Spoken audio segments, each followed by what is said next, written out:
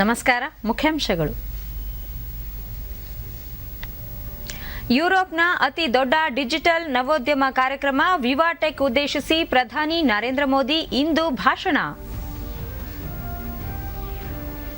Indo Pacific ಪ್ರಾಂತ್ಯದಲ್ಲಿ ಶಾಂತಿ, ಸ್ಥಿರತೆ, ಸೌಹಾರ್ದತೆ ಸ್ಥಾಪನೆಗಾಗಿ ಒಪ್ಪಂದದಂತೆ ಭಾರತ ಸಶಕ್ತ. ರಾಜನಾಥ್ ಸಿಂಗ್. ಪ್ರಸಕ್ತ ಶೈಕ್ಷಣಿಕ ವರ್ಷದಿಂದ ಎಲ್ಲ ವಿಶ್ವವಿದ್ಯಾಲಯಗಳಲ್ಲಿ ಪದವಿ ಕೋರ್ಸ್ ಆರಂಭ. ಅಕ್ಟೋಬರ್ ಮೊದಲ ವಾರದಿಂದ ಶೈಕ್ಷಣಿಕ ಚಟುವಟಿಕೆಗಳು. ಅಶ್ವತ್ಥನಾರಾಯಣ. ಕ್ರಿಕೆಟ್. ನ್ಯೂಜಿಲೆಂಡ್ ವಿರುದ್ಧದ ವಿಶ್ವ ಟೆಸ್ಟ್ ಚಾಂಪಿಯನ್ಶಿಪ್ಗೆ 15 ಸದಸ್ಯರ ಭಾರತ ತಂಡ ಪ್ರಕಟ. ಉಮೇಶ್, ಶಮಿ, ಹನುಮ ವಿಹಾರಿಗೆ ಸ್ಥಾನ. ವಾರ್ತೆಗಳ ವಿವರ. 5ನೇ ಆವೃತ್ತಿಯ ವಿವಾಟೆಕ್ ಕಾರ್ಯಕ್ರಮ ಉದ್ದೇಶಿಸಿ ಪ್ರಧಾನಿ ನರೇಂದ್ರ ಮೋದಿ ಇಂದು ಸಂಜೆ 4 ಗಂಟೆಗೆ ಪ್ರಧಾನ ಭಾಷಣ ಮಾಡಲಿದ್ದಾರೆ. ಪ್ರಧಾನಿ ಅವರಿಗೆ ವಿವಾಟೆಕ್ 2021 ಕಾರ್ಯಕ್ರಮದಲ್ಲಿ ಗೌರವ ಅತಿಥಿಯಾಗಿ ಪಾಲ್ಗೊಂಡು ಪ್ರಧಾನ ಭಾಷಣ ಮಾಡುವಂತೆ ಆಹ್ವಾನ ನೀಡಲಾಗಿದೆ. ಈ ಕಾರ್ಯಕ್ರಮದ ಇತರೆ ಪ್ರಮುಖ ಭಾಷಣಕಾರರಾಗಿ ಫ್ರಾನ್ಸ್ ಅಧ್ಯಕ್ಷ ಇಮ್ಯಾನ್ಯುಯಲ್ ಮ್ಯಾಕ್ರೋನ್, ಸ್ಪೇನ್ ಪ್ರಧಾನಿ ಪೆಡ್ರೋ ಸ್ಯಾಂಚೆಜ್ ಮತ್ತು ಐರೋಪ್ಯ ರಾಷ್ಟ್ರಗಳ ಸಚಿವರು, ಸಂಸದರು ಪಾಲ್ಗೊಳ್ಳಲಿದ್ದಾರೆ. ಇತರೆ ಕೆಲ ಕಂಪನಿಗಳು, ಸಾಮಾಜಿಕ ಜಾಲತಾಣಗಳ ಮುಖ್ಯಸ್ಥರು ಸೇರಿದಂತೆ ಕಾರ್ಪೊರೇಟ್ ವಲಯದ ಅನೇಕ ನಾಯಕರು ಸಹ ತಮ್ಮ ವಿಚಾರಗಳನ್ನು ಮಂಡಿಸಲಿದ್ದಾರೆ. ವಿವಾಟೆಕ್ ಎಂಬುದು ಯುರೋಪ್ನ ಅತಿ ದೊಡ್ಡ ಡಿಜಿಟಲ್ ಮತ್ತು ನವೋದ್ಯಮ ಕಾರ್ಯಕ್ರಮವಾಗಿದ್ದು 2016ರಿಂದ ಪ್ರತಿ ವರ್ಷ ಪ್ಯಾರಿಸ್ನಲ್ಲಿ ನಡೆಯುತ್ತಿದೆ. ಇದು ತಂತ್ರಜ್ಞಾನದ ಹೊಸ ಶೋಧ ಮತ್ತು ನವೋದ್ಯಮ ಪರಿಸರ ವ್ಯವಸ್ಥೆಯ ಬಾಧ್ಯಸ್ಥಗಾರರನ್ನು ಒಗ್ಗೂಡಿಸುತ್ತದೆ. ವಿವಾಟೆಕ್ ಕಾರ್ಯಕ್ರಮ ಇಂದಿನಿಂದ ಇದೇ 19ರವರೆಗೆ ನಡೆಯಲಿದ್ದು, ಪ್ರದರ್ಶನಗಳು, ಸಂವಾದಗಳು ಮತ್ತು ನವೋದ್ಯಮ ಸ್ಪರ್ಧೆಗಳು ಈ ಸಂದರ್ಭದಲ್ಲಿ ಜರುಗಲಿವೆ. ಇಂಡೋ ಪೆಸಿಫಿಕ್ ಪ್ರಾಂತ್ಯದಲ್ಲಿ ಶಾಂತಿ, ಸ್ಥಿರತೆ, ಸೌಹಾರ್ದತೆ ಸ್ಥಾಪನೆಗಾಗಿ ಭಾರತ ಸಹಕಾರ ಒಪ್ಪಂದದಂತೆ ಹೆಚ್ಚು ಬಲವರ್ಧನೆಗೊಂಡಿದೆ ಎಂದು ರಕ್ಷಣಾ ಸಚಿವ ರಾಜನಾಥ್ ಸಿಂಗ್ ಹೇಳಿದ್ದಾರೆ. ಆಸಿಯಾನ್ ರಾಷ್ಟ್ರಗಳ ರಕ್ಷಣಾ ಸಚಿವರ ಸಭೆ ಉದ್ದೇಶಿಸಿ ವಿಡಿಯೋ ಕಾನ್ಫರೆನ್ಸ್ ಮೂಲಕ ಮಾತನಾಡಿರುವ ರಾಜನಾಥ್ ಸಿಂಗ್, ಹಳೆಯ ವಿಧಾನಗಳಿಂದ ಇಂದಿನ ಸಮಸ್ಯೆಗಳನ್ನು ಸಮರ್ಥವಾಗಿ ನಿಭಾಯಿಸುವುದು ಕಷ್ಟ ಸಾಧ್ಯ. ಶಾಂತಿ ಮತ್ತು ಸುರಕ್ಷತೆಗೆ ಭಯೋತ್ಪಾದನೆ ಎಂಬುದು ದೊಡ್ಡ ಸಮಸ್ಯೆಯಾಗಿ ಕಾಡುತ್ತಿದೆ. ಇಂತಹ ಪರಿಸ್ಥಿತಿಯಲ್ಲಿ ಇಡೀ ವಿಶ್ವ ಒಂದಾಗಿ ಸವಾಲುಗಳನ್ನು ಎದುರಿಸುವುದು ಅಗತ್ಯವಾಗಿದೆ ಎಂದು ಹೇಳಿದರು. ಇಂಡೋ ಪೆಸಿಫಿಕ್ ಪ್ರಾಂತ್ಯದಲ್ಲಿ ಶಾಂತಿ ಸ್ಥಾಪನೆ ಅಗತ್ಯವೂ ಇದೆ. ಈ ನಿಟ್ಟಿನಲ್ಲಿ ಎದುರಾಗುವ ಭಯೋತ್ಪಾದನೆಯಂತಹ ಸವಾಲುಗಳನ್ನು ಸಮರ್ಥವಾಗಿ ಎದುರಿಸಬೇಕಾಗಿದೆ.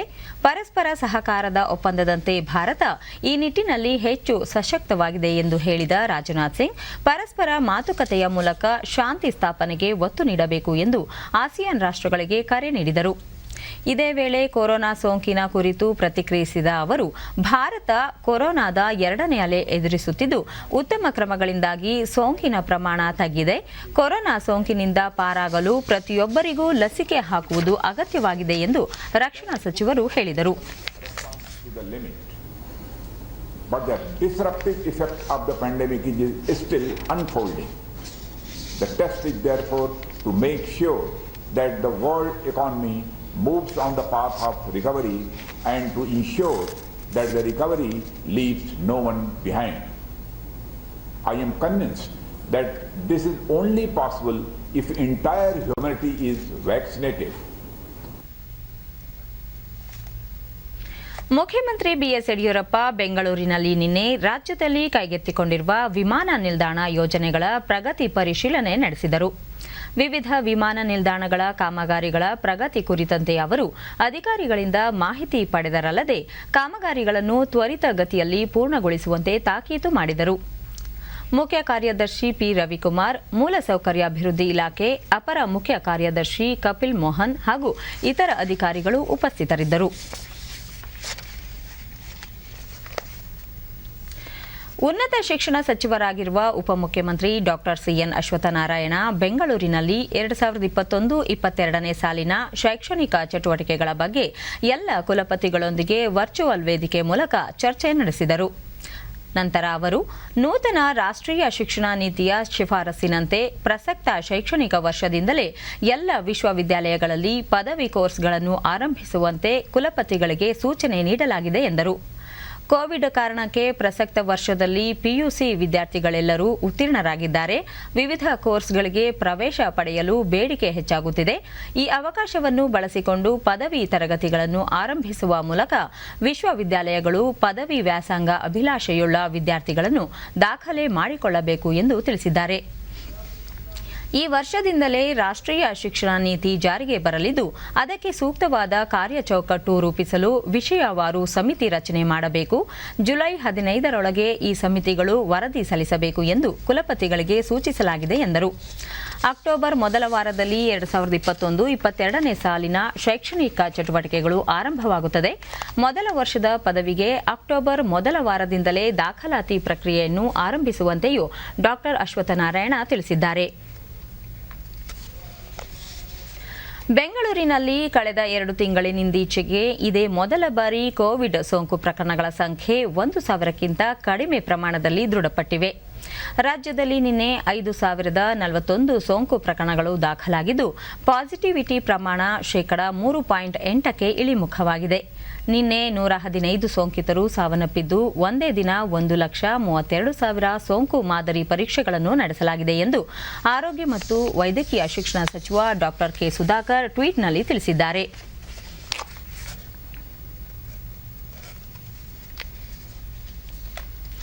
ಮಹಾತ್ಮ ಗಾಂಧಿ ಉದ್ಯೋಗ ಖಾತ್ರಿ ಯೋಜನೆ ಅಡಿಯಲ್ಲಿ ಗ್ರಾಮ ಪಂಚಾಯಿತಿ ವ್ಯಾಪ್ತಿಯಲ್ಲಿನ ಕೆರೆಗಳ ಜೀರ್ಣೋದ್ಧಾರ ಮತ್ತು ಸ್ಥಳೀಯ ದೇವಾಲಯದ ಆವರಣದಲ್ಲಿರುವ ಕಲ್ಯಾಣಿಗಳ ಸ್ವಚ್ಛತೆ ಮೂಲಕ ಅಂತರ್ಜಲ ಹೆಚ್ಚಳಕ್ಕೆ ಹೆಚ್ಚು ಒತ್ತು ನೀಡುವಂತೆ ಗ್ರಾಮ ಪಂಚಾಯಿತಿ ಅಧ್ಯಕ್ಷರಿಗೆ ಮತ್ತು ಪಿಡಿಒಗಳಿಗೆ ಗ್ರಾಮೀಣಾಭಿವೃದ್ಧಿ ಸಚಿವ ಕೆಎಸ್ ಈಶ್ವರಪ್ಪ ಸೂಚನೆ ನೀಡಿದ್ದಾರೆ.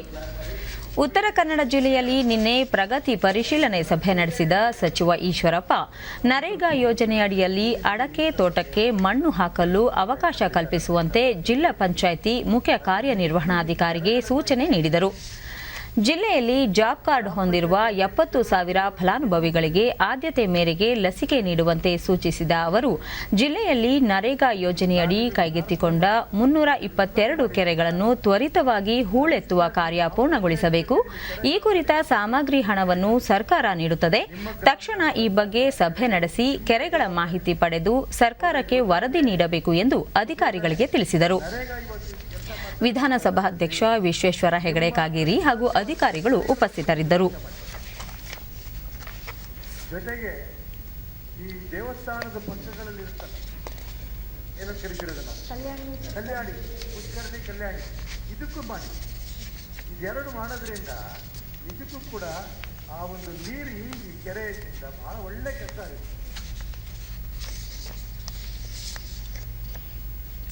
ದೇಶದಲ್ಲಿ ಕಳೆದ 24 ಗಂಟೆಗಳಲ್ಲಿ 62,224 ಹೊಸ ಸೋಂಕು ಪ್ರಕರಣಗಳು ದಾಖಲಾಗಿದ್ದು, ಇದರಿಂದಾಗಿ ಒಟ್ಟು ಸೋಂಕಿತರ ಸಂಖ್ಯೆ 2,93,33,105ಕ್ಕೆ ಏರಿಕೆಯಾಗಿದೆ.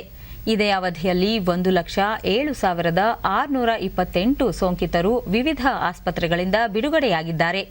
ಇದರೊಂದಿಗೆ ಒಟ್ಟಾರೆ ಗುಣಮುಖರಾದವರ ಸಂಖ್ಯೆ 2,83,88,100ಕ್ಕೆ ಹೆಚ್ಚಳವಾಗಿದೆ. ಚೇತರಿಕೆ ಪ್ರಮಾಣ ಶೇಕಡಾ 95.80ಗೆ ಏರಿಕೆಯಾಗಿದೆ. ಒಟ್ಟು 8,65,432 ಸಕ್ರಿಯ ಪ್ರಕರಣಗಳಿವೆ. ಈ ಪ್ರಮಾಣ ಶೇಕಡಾ 2.92ರಷ್ಟಿದೆ. 2,542 ಮಂದಿ ಮೃತಪಟ್ಟಿದ್ದು, ಈವರೆಗೆ ಒಟ್ಟು 3,79,573 ಮಂದಿ ಸಾವಿಗೀಡಾಗಿದ್ದಾರೆ. ಈ ಪ್ರಮಾಣ ಶೇಕಡಾ 1.28ರಷ್ಟಿದೆ.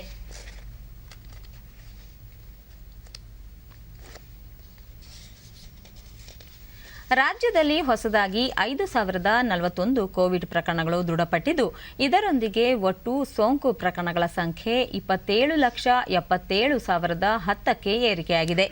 14,785 ಮಂದಿ ಆಸ್ಪತ್ರೆಯಿಂದ ಬಿಡುಗಡೆಯಾಗಿದ್ದು, ಇದುವರೆಗೂ ಗುಣಮುಖರಾದವರ ಒಟ್ಟು ಸಂಖ್ಯೆ 25,81,559ಕ್ಕೆ ತಲುಪಿದೆ.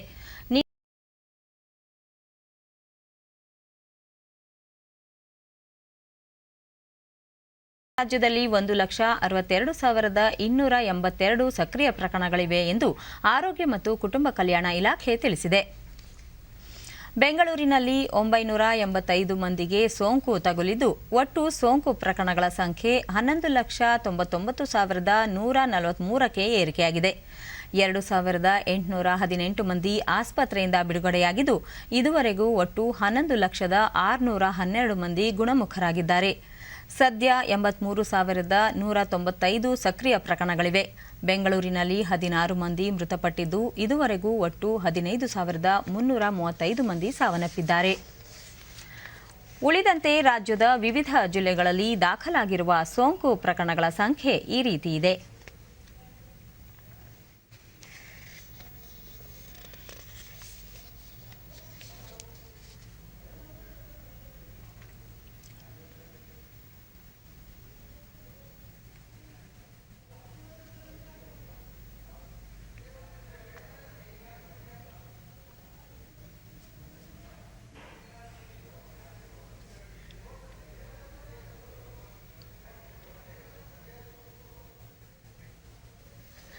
ದೇಶದಲ್ಲಿ ಲಸಿಕೆ ಅಭಿಯಾನ ವಿಶೇಷವಾಗಿ ಮುಂದುವರೆದಿದೆ. ಇದುವರೆಗೆ 26,19,72,014 ಮಂದಿಗೆ ಲಸಿಕೆ ನೀಡಲಾಗಿದೆ ಎಂದು ಕೇಂದ್ರ ಆರೋಗ್ಯ ಸಚಿವಾಲಯ ತಿಳಿಸಿದೆ. ಕಳೆದ 24 ಗಂಟೆಗಳಲ್ಲಿ 28,458 ಮಂದಿಗೆ ಲಸಿಕೆ ನೀಡಲಾಗಿದೆ. ದೇಶದಲ್ಲಿ ಕೊರೋನಾ ಮಾದರಿಗಳ ಪರೀಕ್ಷಾ ಸಾಮರ್ಥ್ಯದಲ್ಲಿ ನಿರಂತರವಾಗಿ ಹೆಚ್ಚಳ ಮಾಡಲಾಗುತ್ತಿದ್ದು ಇದುವರೆಗೆ ಒಟ್ಟು 38,33,06,971 ಮಂದಿಗೆ ಕೊರೋನಾ ಮಾದರಿ ಪರೀಕ್ಷೆ ನಡೆಸಲಾಗಿದೆ. ನಿನ್ನೆ ಒಂದೇ ದಿನ 19,30,987 ಮಂದಿಯ ಮಾದರಿ ಪರೀಕ್ಷಿಸಲಾಗಿದೆ ಎಂದು ಭಾರತೀಯ ವೈದ್ಯಕೀಯ ಸಂಶೋಧನಾ ಮಂಡಳಿ ಐಸಿಎಂಆರ್ ತಿಳಿಸಿದೆ.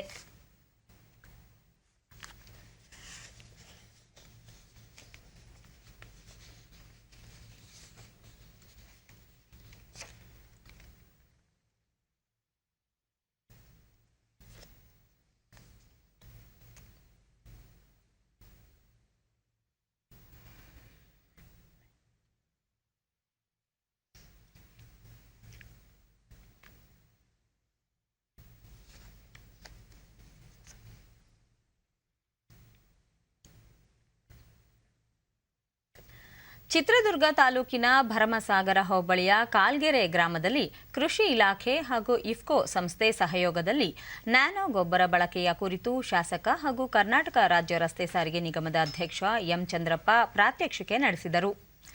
45 ಕೆಜಿ ಯೂರಿಯಾ ನೀಡುವ ಇಳುವರಿಯನ್ನು ಕೇವಲ 500 ಮಿಲಿಲೀಟರ್ ನ್ಯಾನೋ ಯೂರಿಯಾ ಕೆಲಸ ಮಾಡಲಿದ್ದು ರೈತರು 8% ಹೆಚ್ಚಿನ ಇಳುವರಿ ಹೊಂದಬಹುದಾಗಿದೆ.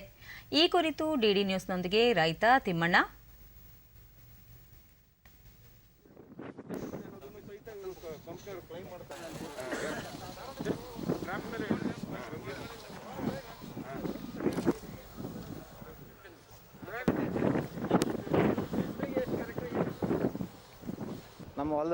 ಈ ಕುರಿತು ಡಿಡಿ ನ್ಯೂಸ್ನೊಂದಿಗೆ ರೈತ ತಿಮ್ಮಣ್ಣ. ನ್ಯಾನೋ ಗೊಬ್ಬರದ ಪ್ರಾತ್ಯಕ್ಷಿಕೆ ನಡೆಸಲು ಕೃಷಿ ಇಲಾಖೆ ಹಾಗೂ ಇಫ್ಕೋ ಸಂಸ್ಥೆಯವರು ತಮ್ಮ ಜಮೀನು ಆಯ್ಕೆ ಮಾಡಿಕೊಂಡಿದ್ದು ಸಂತಸ ತಂದಿದೆ. ರೈತರು ಕೃಷಿಯಲ್ಲಿ ನ್ಯಾನೋ ಗೊಬ್ಬರ ಬಳಸುವ ಮೂಲಕ ಉತ್ತಮ ಇಳುವರಿ ಪಡೆಯಬಹುದು ಎಂದರು. ನಮಗೆ 4 ಬಾಟಲಿ ಫ್ರೈ ಮಾಡಂತ ಕೊಟ್ಟಿದ್ದಾರೆ. ನಾವನ್ನು ಸಿಂಪಡಣೆ ಮಾಡೋಕೆ ನಾವು ತಯಾರಿದ್ದೀವಿ. ನನಗೆ ಸಂತೋಷ ಆಗಿದೆ. ಮುಂಚೆ ರೈತರ 11,000 ಇಫ್ಕೋ ಸಂಸ್ಥೆಯ ಜಿಲ್ಲಾ ಕ್ಷೇತ್ರಾಧಿಕಾರಿ ಲಕ್ಷ್ಮೀಶ್, ದೇಶಾದ್ಯಂತ 11,000 ರೈತರ ಫಸಲಿಗೆ ನ್ಯಾನೋ ಯೂರಿಯಾ ಗೊಬ್ಬರದ ಸಂಶೋಧನೆ ನಡೆಸಲಾಗಿದ್ದು ಜೂನ್ ತಿಂಗಳಿನಿಂದ ಮಾರುಕಟ್ಟೆಯಲ್ಲಿ ಲಭ್ಯವಿರುವಂತೆ ಕ್ರಮ ಕೈಗೊಳ್ಳಲಾಗಿದೆ ಎಂದು ತಿಳಿಸಿದರು. ಈಗಾಗಲೇ ಚಿತ್ರದುರ್ಗದಾದ್ಯಂತ ನಮ್ಮ ಸಹಕಾರ ಸಂಘಗಳಲ್ಲಿ ಮತ್ತು ಇಫ್ಕೋ ಫ್ರಾಂಚೈಸಿಗಳಲ್ಲಿ ಲಭ್ಯವಿರುತ್ತದೆ. ಇದು ಹೇಗೆ ಅಂದರೆ ಒಂದು ಚೀಲ ಏನು 45 ಕೆಜಿ ಯೂರಿಯಾದಷ್ಟು ಏನು ಕೆಲಸ ಮಾಡುತ್ತಲ್ಲ ಅಷ್ಟೇ ಕೆಲಸವನ್ನು ಯಾವುದೇ ಇಳುವರಿಗೆ ಧಕ್ಕೆ ಆಗದಂತೆ ನ್ಯಾನೋ ಯೂರಿಯಾ ಅಷ್ಟೇ 500 ml ಅಲ್ಲಿ ಅಷ್ಟು ಕೆಲಸವನ್ನು ಮಾಡುತ್ತದೆ. ಇಫ್ಕೋ ನ್ಯಾನೋ ನೈಟ್ರೋಜನ್ ಕೃಷಿ ಇಲಾಖೆ ಜಂಟಿ ನಿರ್ದೇಶಕ ಪಿ ರಮೇಶ್ ಕುಮಾರ್, ನ್ಯಾನೋ ಗೊಬ್ಬರದಿಂದ ಸಾಗಾಣಿಕೆ ವೆಚ್ಚ ಉಳಿತಾಯವಾಗಲಿದ್ದು ಬೆಳೆಗೆ ಅಡ್ಡ ಪರಿಣಾಮ ಉಂಟಾಗುವುದಿಲ್ಲ ಮತ್ತು ಪರಿಸರಕ್ಕೆ ಪೂರಕವಾಗಿದೆ ಎಂದು ಹೇಳಿದರು. ಬ್ಯಾಗ್ನಲ್ಲಿ ಇರತಕ್ಕಂಥ ಯೂರಿಯಾ ಪೋಷಕಾಂಶಗಳಿಗೆ ಸಮ ಇದು. ಇದನ್ನು ಮಾಡೋದ್ರಿಂದ ಏನಪ್ಪ ಅಂತ ಹೇಳಿದರೆ ರೈತರು ಇದನ್ನು ಸುಲಭವಾಗಿ ತರಬಹುದು, ಸಾಗಾಣಿಕೆ ವೆಚ್ಚ ಉಳಿತತೆ, ಮತ್ತು ಇದ್ರ ಸ್ಪ್ರೇ ಮಾಡೋದ್ರಿಂದ ಇದು ಪರಿಣಾಮಕಾರಿಯಾಗಿ ಕೆಲಸ ಮಾಡುತ್ತೆ ಅಂತೇಳಿ ಕೂಡ ಕಂಪ್ನಿಯವರು ಹೇಳ್ತಾ ಇದ್ದಾರೆ. ಅಂದರೆ ಸುಮಾರು ಇದರಿಂದ 8% ಅಷ್ಟು ನಮಗೆ ಇಳುವರಿ ಹೆಚ್ಚಾಗ್ಬೋದು ಅಂತೇಳಿ ಅಂತ. ಮತ್ತು ಇದಕ್ಕೆ ಅವರು 240 ರೂಪಾಯಿ ರೇಟನ್ನು ಫಿಕ್ಸ್ ಮಾಡಿದ್ದಾರೆ. ಇವತ್ತು ಮಾರುಕಟ್ಟೆನಲ್ಲಿ 45 ಕೆಜಿ ಬ್ಯಾಗ್ ಯೂರಿಯಾದ ರೇಟು 265 ರೂಪಾಯಿ ಇದೆ. ಅಲ್ಲಿ 10% ರೈತರಿಗೆ ಉಳಿತಾಯ ಆಗುತ್ತೆ. ಶಾಸಕ ಹಾಗೂ ರಾಜ್ಯ ರಸ್ತೆ ಸಾರಿಗೆ ನಿಗಮದ ಅಧ್ಯಕ್ಷ ಎಂ ಚಂದ್ರಪ್ಪ ನ್ಯಾನೋ ಗೊಬ್ಬರ ಕೃಷಿ ಕ್ಷೇತ್ರದಲ್ಲಿ ಹೊಸ ಆವಿಷ್ಕಾರವಾಗಿದ್ದು ಈ ಗೊಬ್ಬರ ಬಳಸುವ ಮೂಲಕ ರೈತರು ಉತ್ತಮ ಇಳುವರಿ ಹೊಂದಬಹುದಾಗಿದೆ ಎಂದು ಸಲಹೆ ನೀಡಿದರು. ಸುಳಿಗೆ ನೀವು ಬಿಟ್ಕೊಂಡು ಹೋದ್ರೆ ಔಷಧನೂ ಉಳಿತದೆ, ಕಳೆನೂ ಎದ್ದಾಳಲ್ಲ. ಇದು ನೇರವಾಗಿ ತಕ್ಷಣಕ್ಕೆ ಕ್ರಾಪ್ ಬರೋಂಥ ಅವಕಾಶ ಇರೋದ್ರಿಂದ ಇದನ್ನು ಉಪಯೋಗಿಸೋದು ಒಳ್ಳೆಯದು ಅಂತ ಹೇಳಿ. ರಾಮನಗರ ಜಿಲ್ಲೆಯ ಕನಕಪುರದಲ್ಲಿರುವ ಬೆಂಗಳೂರು ಸಹಕಾರ ಹಾಲು ಒಕ್ಕೂಟ ವತಿಯಿಂದ 500 ಟನ್ ಕೆನೆ ರಹಿತ ಹಾಲಿನ ಪುಡಿ ಉತ್ಪಾದಿಸಿ ಬಾಂಗ್ಲಾದೇಶಕ್ಕೆ ರಫ್ತು ಕಾರ್ಯಕ್ಕೆ ಚಾಲನೆ ದೊರೆತಿದೆ. ಈ ಮೂಲಕ ಹಾಲಿನ ಉತ್ಪನ್ನವನ್ನು ವಿದೇಶಗಳಿಗೆ ರಫ್ತು ಮಾಡಿ ದೇಶಕ್ಕೆ ಮಾದರಿಯಾಗಿದೆ.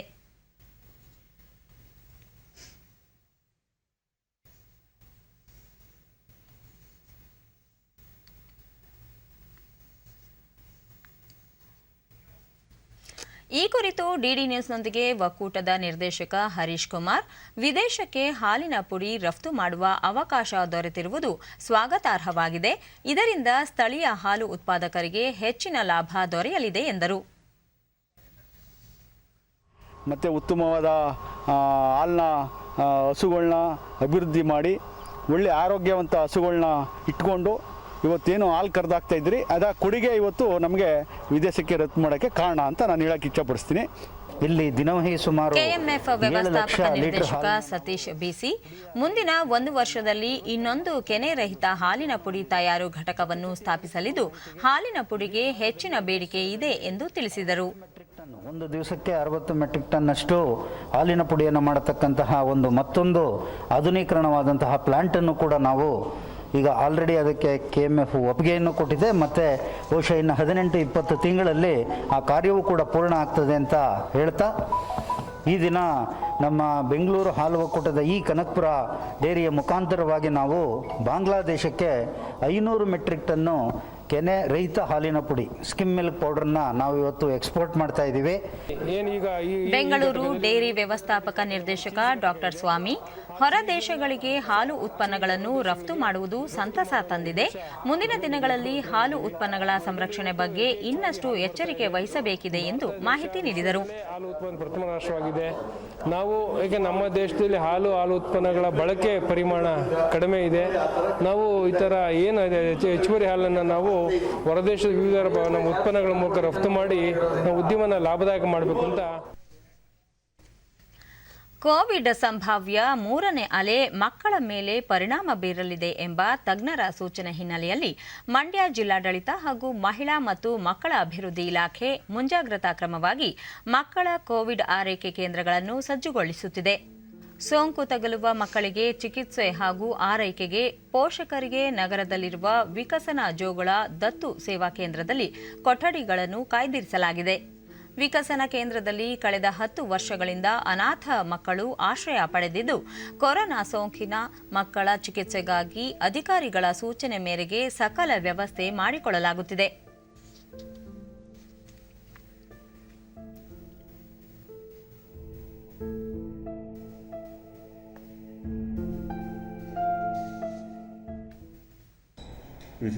ಡಿಡಿ ನ್ಯೂಸ್ನೊಂದಿಗೆ ಮಹಿಳಾ ಮತ್ತು ಮಕ್ಕಳ ಅಭಿವೃದ್ಧಿ ಇಲಾಖೆಯ ಉಪನಿರ್ದೇಶಕ ಎಸ್ ರಾಜಮೂರ್ತಿ, 18 ವರ್ಷದ ಒಳಗಿನ ಕೊರೋನಾ ಸೋಂಕಿತ ಮಕ್ಕಳಿಗೆ ಚಿಕಿತ್ಸೆ ನೀಡಲು ವಿಕಸನ ಜೋಗಳ ದತ್ತು ಸೇವಾ ಕೇಂದ್ರದಲ್ಲಿ ಸಕಲ ಸಿದ್ಧತೆ ಮಾಡಿಕೊಳ್ಳಲಾಗಿದೆ.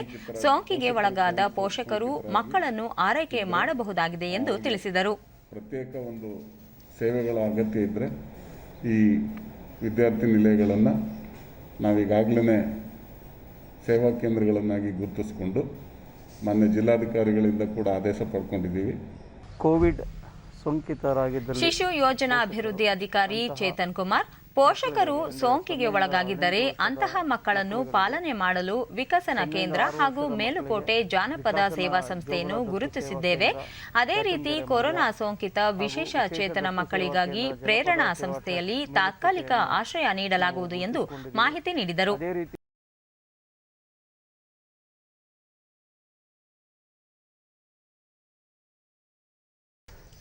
ಟ್ರಸ್ಟ್ ವತಿಯಿಂದ ಅವರಿಗೆ ತಾತ್ಕಾಲಿಕವಾಗಿ ಆಶ್ರಯವನ್ನು ಕೊಡುವಂಥದ್ದು. ನಾವು ಈಗಾಗಲೇ ಕೇಂದ್ರಗಳನ್ನು ಗುರುತಿಸಿ ಮಾನ್ಯ ಜಿಲ್ಲಾಧಿಕಾರಿಗಳಿಂದ ಆದೇಶವನ್ನು ಪಡೆಯಲಾಗಿದೆ. ವಿಕಸನ ಜೋಗಳ ದತ್ತು ಸೇವಾ ಕೇಂದ್ರದ ಅಧಿಕಾರಿ ಅನುಸೂಯ, ಕೊರೋನಾ ಸೋಂಕಿತ ಮಕ್ಕಳಿಗಾಗಿ ಪ್ರತ್ಯೇಕ ಕೊಠಡಿ ವ್ಯವಸ್ಥೆ ಮಾಡಲಾಗಿದೆ. ಕೋವಿಡ್ ಸೋಂಕಿತ ಮಕ್ಕಳ ಪಾಲನೆಗೆ ಸಂಸ್ಥೆ ಸಿದ್ಧವಿದೆ ಎಂದರು. ಬಿಲ್ಡಿಂಗ್ದು ಊರು ಆಚೆ ಇರೋದ್ರಿಂದ ನಮಗೆ ಆ ಥರ ಒಂದು ಜನಸಂದಣಿ ಆಗಲಿ ಮತ್ತೊಂದಾಗಲಿ ಯಾವ ಸಂಪರ್ಕಗಳು ಇಲ್ಲ. ಮತ್ತು ನಮ್ಮಲ್ಲಿ ಹೆಚ್ಚಿಗೆ ಸ್ಟಾಫ್ಸು ಇಲ್ಲೇ ಉಳಿಯೋದ್ರಿಂದ ನಮ್ಮ ಕೇರ್ ಟೇಕರ್ಸು ಎಲ್ಲ ಇಲ್ಲೇ ಸ್ಟೇ ಮಾಡ್ತಾರೆ. ಹಾಗಾಗಿ ಹೊರಗಡೆ ಜನಗಳ ಸಂಪರ್ಕ ನಮಗೆ ತುಂಬ ಕಡಿಮೆ ಇದೆ. ಕೊಠಡಿ ಎಲ್ಲ ಇಲ್ಲಿ ನಾವು ರೆಡಿ ಮಾಡಿದ್ದೀವಿ. ಸ್ವಯಂ ಸೇವಕ ಪ್ರಸನ್ನ, ಮುಂಜಾಗ್ರತಾ ಕ್ರಮವಾಗಿ ಕೊರೋನಾ ಸೋಂಕಿತ ಮಕ್ಕಳ ಪಾಲನೆಗಾಗಿ ಸಕಲ ಸಿದ್ಧತೆ ಮಾಡಿಕೊಳ್ಳಲಾಗಿದೆ ಎಂದರು. ಸಂಪೂರ್ಣ ನಿರ್ಬಂಧ ಮಾಡಿದ್ದೀವಿ. ಇಲ್ಲಿ ತನಕ ನಮ್ಮಲ್ಲಿ ಯಾವುದೇ ರೀತಿ ಕೋವಿಡ್ ಇನ್ಫೆಕ್ಷನ್ ಘಟನೆ ಆಗಲಿ, ಸ್ಟಾಫ್ಗಾಗಲಿ, ಮಕ್ಕಳಿಗಾಗಲಿ, ಇಲ್ಲ ಆಚೆಯಿಂದಾಗಲಿ ಯಾವುದೇ ಇನ್ನೂ ಬಂದಿಲ್ಲ. ಅದಕ್ಕೋಸ್ಕರ ನಾವೇನು ಬೇಕು, ನಾವು ಸ್ಯಾನಿಟೈಸರ್ ಮಾಡೋದಾಗಲಿ, ಸಂಸ್ಥೆಗೆ ಕ್ಲೀನಾಗಿ ಇಟ್ಕೊಳ್ಳೋದಾಗಲಿ, ಊಟ ಶುಚಿತ್ವವಾಗಿರೋದಾಗಲಿ, ಆಚೆಯಿಂದ ಯಾರು ಎಂಟ್ರಿ ಆಗಲಿ ಇಲ್ಲ ಒಳಗಡೆಯಿಂದ ಸಹಿತ ನಾವು ಆಚೆಗೆ ಯಾರು ಹೋಗ್ತಾ ಇಲ್ಲ. ಈ ಥರ ನಾವು ಮುಂಜಾತೆ ಕ್ರಮ ತಗೊಂಡಿದ್ದೀವಿ.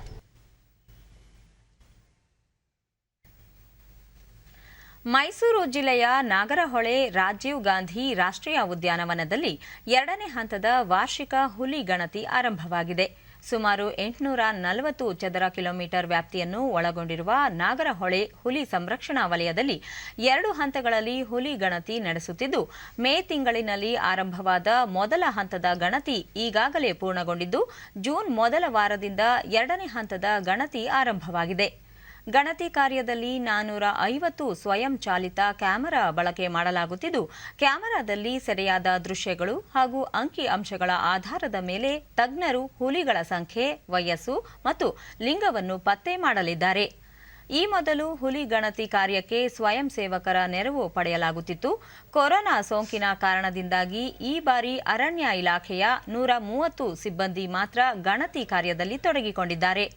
ಹುಲಿಗಳ ಬೆಳವಣಿಗೆಗೆ ಪೂರಕ ವಾತಾವರಣವಿರುವ ನಾಗರಹೊಳೆ ರಾಷ್ಟ್ರೀಯ ಉದ್ಯಾನದಲ್ಲಿ 2020ರ ಹುಲಿ ಗಣತಿಯ ಅನ್ವಯ ಒಟ್ಟು 125 ಹುಲಿಗಳಿದ್ದು, ಪ್ರತಿ 100 ಚದರ ಕಿಲೋಮೀಟರ್ಗೆ 12 ಹುಲಿಗಳು ವಾಸವಾಗಿವೆ.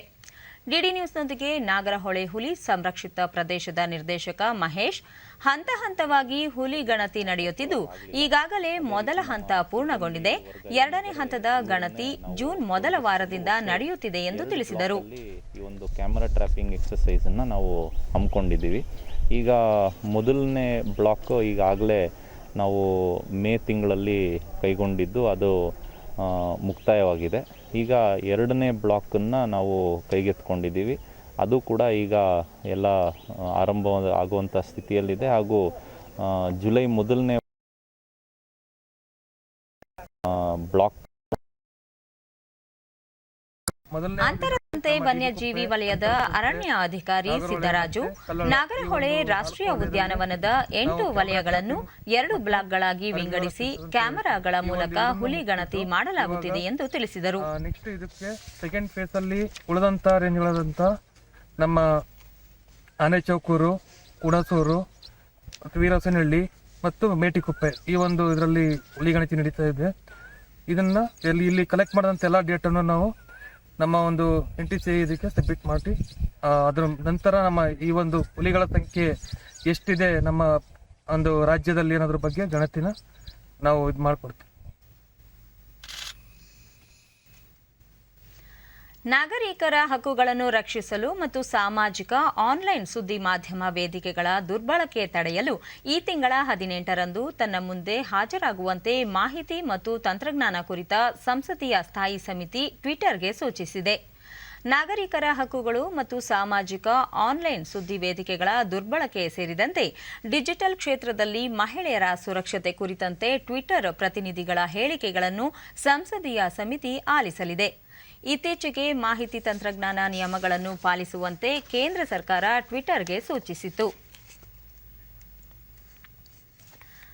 ಆದಾಯ ತೆರಿಗೆ ಇಲಾಖೆಯ ನೂತನ ಇ-ಫೈಲಿಂಗ್ ಪೋರ್ಟಲ್ನ ತಾಂತ್ರಿಕ ಸಮಸ್ಯೆಗಳ ವಿವರಣೆಗಾಗಿ ಕೇಂದ್ರ ಹಣಕಾಸು ಸಚಿವಾಲಯದ ಅಧಿಕಾರಿಗಳು ಇದೇ 22ರಂದು ಇನ್ಫೋಸಿಸ್ ತಂಡದ ಜೊತೆ ಸಮಾಲೋಚನೆ ನಡೆಸಲಿದ್ದಾರೆ.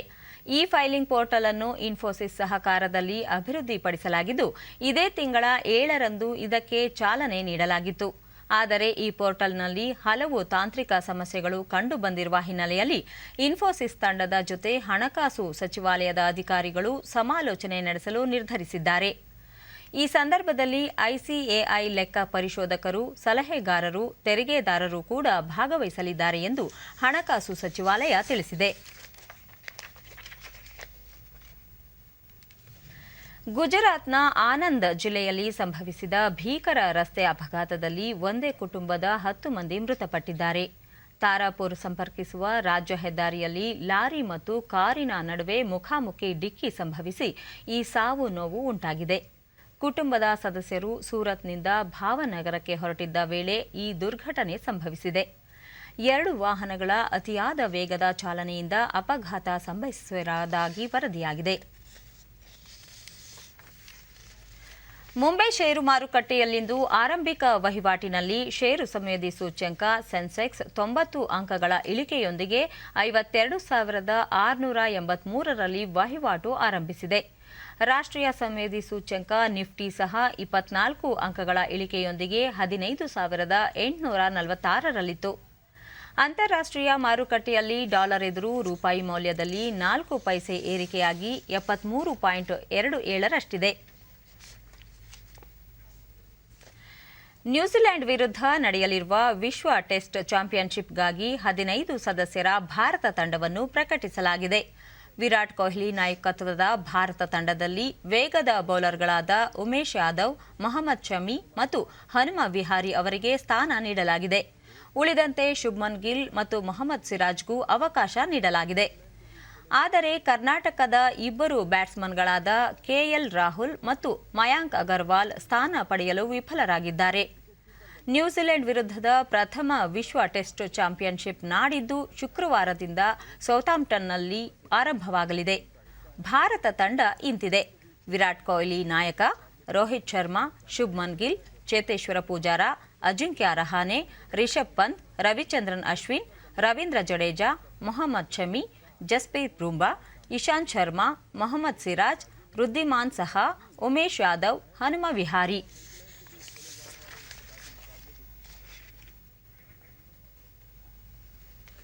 ಈಗ ಇಂದಿನ ಪತ್ರಿಕೆಗಳ ಇಣುಕು ನೋಟ. ಈ ಸಾಲಿನಿಂದಲೇ 4 ವರ್ಷದ ಪದವಿ, ರಾಷ್ಟ್ರೀಯ ಶಿಕ್ಷಣ ನೀತಿ ಪಾಲನೆ, ಅಕ್ಟೋಬರ್ನಿಂದ ಹೊಸ ಶೈಕ್ಷಣಿಕ ವರ್ಷ ಆರಂಭ, ಡಿಸಿಎಂ ಅಶ್ವತ್ಥನಾರಾಯಣ. ಇನ್ನು ಲಸಿಕೆಗೆ ನೋಂದಣಿ ಕಡ್ಡಾಯವಲ್ಲ, ಕೇಂದ್ರ ಸರ್ಕಾರದಿಂದ ಸ್ಪಷ್ಟನೆ. ದೇಶಕ್ಕೆ 424, ರಾಜ್ಯಕ್ಕೆ 35 ಆಕ್ಸಿಜನ್ ರೈಲು. ಗಾಲ್ವಾನ್ ಹುತಾತ್ಮರಿಗೆ ಗೌರವ, ಪೂರ್ವ ಲಡಾಖ್ನ ಹಿಂಸಾತ್ಮಕ ಗಡಿ ಸಂಘರ್ಷಕ್ಕೆ 1 ವರ್ಷ. ವಿಶ್ವ test championship final, Mayank, Rahul ಗಿಲ್ಲ ಅವಕಾಶ, ಉಮೇಶ್, ಹನುಮ, ಶಮಿಗೆ ಸ್ಥಾನ.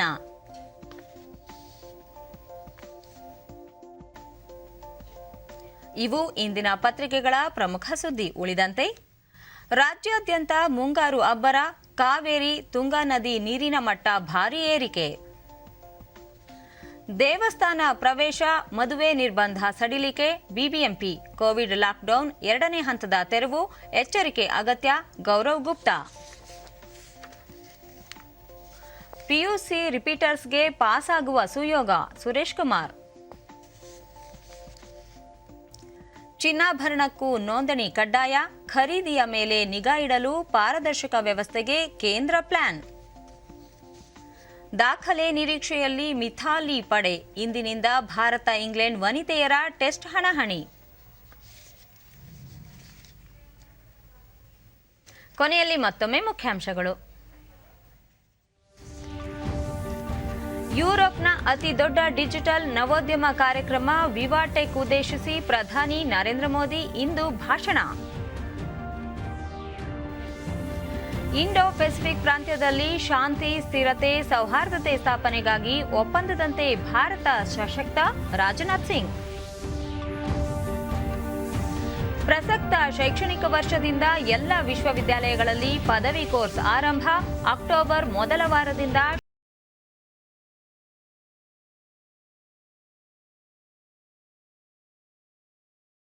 ಸದಸ್ಯರ ಭಾರತ ತಂಡ ಪ್ರಕಟ, ಉಮೇಶ್, ಶಮಿ, ಹನುಮ ವಿಹಾರಿಗೆ ಸ್ಥಾನ. ನಮ್ಮ ವಾರ್ತಾ ಪ್ರಸಾರವನ್ನು ನೀವು ಡಿಡಿ ಚಂದನ ನ್ಯೂಸ್ ಯೂಟ್ಯೂಬ್ ಚಾನೆಲ್ನಲ್ಲೂ ವೀಕ್ಷಿಸಬಹುದು. ವೀಕ್ಷಕರೇ, ಈಗ ನಾನು ಸ್ಟುಡಿಯೋದಿಂದ ತೆರಳುತ್ತಿರುವ ಕಾರಣ ಮಾಸ್ಕ್ ಧರಿಸುತ್ತಿದ್ದೇನೆ. ನೀವು ಸಹ ಮನೆಯಿಂದ ಹೊರಹೋಗುವ ಮುನ್ನ ಸರಿಯಾದ ಕ್ರಮದಲ್ಲಿ ತಪ್ಪದೇ ಮಾಸ್ಕ್ ಧರಿಸಿ. ವ್ಯಕ್ತಿಗತ ಅಂತರ ಕಾಪಾಡಿಕೊಳ್ಳುವುದರೊಂದಿಗೆ ನೀವು ಸುರಕ್ಷಿತವಾಗಿರಿ, ನಿಮ್ಮವರನ್ನು ಸುರಕ್ಷಿತವಾಗಿರಿಸಿ. ನೈರ್ಮಲ್ಯಕ್ಕೆ ಆದ್ಯತೆ ನೀಡುವುದರ ಜೊತೆಗೆ ಸೋಂಕು ತಡೆಗೆ ಕೋವಿಡ್-19 ಲಸಿಕೆ ಪಡೆಯುವುದು ಅಗತ್ಯ. ನಮ್ಮ ಮುಂದಿನ ವಾರ್ತಾ ಪ್ರಸಾರ ಮಧ್ಯಾಹ್ನ 1 ಗಂಟೆಗೆ. ನಮಸ್ಕಾರ.